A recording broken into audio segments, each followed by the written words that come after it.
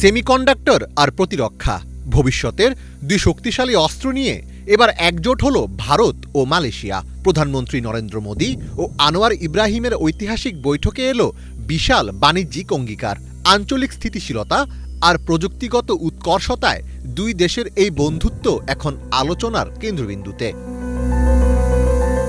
৭ ফেব্রুয়ারি ২ দিনের সফরে মালয়েশিয়ায় পৌঁছান ভারতের প্রধানমন্ত্রী নরেন্দ্র মোদী। বিমানবন্দরে মোদীকে ব্যক্তিগতভাবে উষ্ণ অভ্যর্থনা জানান মালয়েশিয়ার প্রধানমন্ত্রী আনোয়ার ইব্রাহিম। কুয়ালালামপুরে বিভিন্ন স্কুল ও কলেজের ১০০ জন শিক্ষার্থী দুই দেশের পতাকা নেড়ে তাকে স্বাগত জানায়। তার আগমন উপলক্ষে একটি বর্ণাঢ্য সাংস্কৃতিক অনুষ্ঠানেরও আয়োজন করা হয়।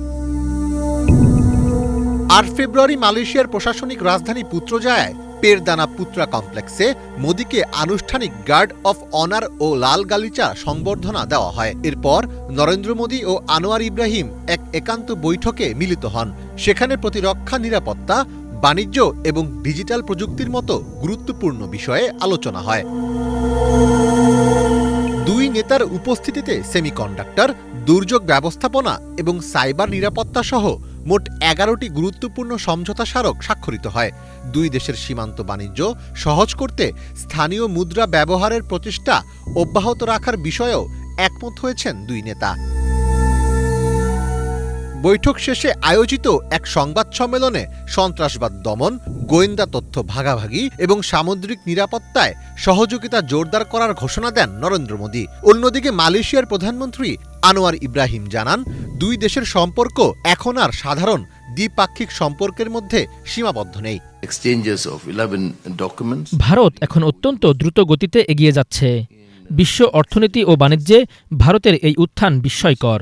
ফলে আসিয়ান অঞ্চলের দেশ হিসেবে মালয়েশিয়া ভারতের সাথে কাজ করে দারুণভাবে উপকৃত হবে। ২০২৫ সালে আমাদের দুই দেশের বাণিজ্য $18 বিলিয়ন পৌঁছেছে। আমরা এখন এটিকেও ছাড়িয়ে যেতে চাই। সহযোগিতার আরও নতুন নতুন পথ ও সুযোগ তৈরি করতে চাই। এই সফরের মাধ্যমে দুই দেশের দীর্ঘদিনের বন্ধুত্বপূর্ণ সম্পর্ক এক নতুন উচ্চতায় পৌঁছাবে বলে আশা করা হচ্ছে। তবে সবচেয়ে বেশি আলোচনা হচ্ছে মালয়েশিয়ার বর্নিও দ্বীপের সাবা রাজ্যে ভারতের একটি কনসুলেট খোলার উদ্যোগ নিয়ে। বিশ্লেষকরা মনে করছেন, এটি ভারতের নিছক কোনো প্রশাসনিক উদ্যোগ নয়, বরং অত্যন্ত সুদূরপ্রসারী কৌশলগত এবং ভূরাজনৈতিক পদক্ষেপ। সাবা রাজ্যটি ভৌগোলিকভাবে দক্ষিণ চীন সাগরের কাছে অবস্থিত। এই অঞ্চলটি বর্তমানে বিশ্বের অন্যতম বিতর্কিত জলপথ, যেখানে চীনের আধিপত্য বিস্তারের চেষ্টা প্রবল। সাবাতে কনসুলেট থাকার অর্থ হল ভারত এই গুরুত্বপূর্ণ মেরিটাইম রুটের একদম কাছাকাছি তার উপস্থিতি জানান দিচ্ছে। ভারতীয় নৌবাহিনীর জাহাজগুলো যখন এই রুট দিয়ে চলাচল করবে, তখন এই কনসুলেটটি লজিস্টিক সাপোর্ট হিসেবে কাজ করবে। অর্থাৎ ভারত এখানে ঘাঁটি না বানিয়েও তার নৌবাহিনীকে এই সাগরে মোতায়েনের সুযোগ পাবে। এছাড়া ব্লু ইকোনমি বা সামুদ্রিক সমুদ্র আহরণে মালয়েশিয়ার সাথে ভারতের যৌথ গবেষণার পথ প্রশস্ত হবে, যা ভারতের অ্যাক্ট ইস্ট পলিসিকে আরও শক্তিশালী করবে। মালয়েশিয়া নিজেও এই অঞ্চলে চীনের আধিপত্যে কিছুটা ভীত। চীন বরাবরই দক্ষিণ পূর্ব এশিয়াকে তার নিজের আঙিনা হিসেবেই বিবেচনা করে। সাবা দ্বীপের অবস্থান চীনের বিতর্কিত 9 লাইনের খুব কাছে। ফলে ভারতের সেখানে কনসুলেট খোলাকে চীনের একচ্ছত্র আধিপত্যের প্রতি একটি বড় কূটনৈতিক চ্যালেঞ্জ হিসেবেই দেখছেন অনেকে। মীর ফজলে রাব্বি, বাংলা ভিশন।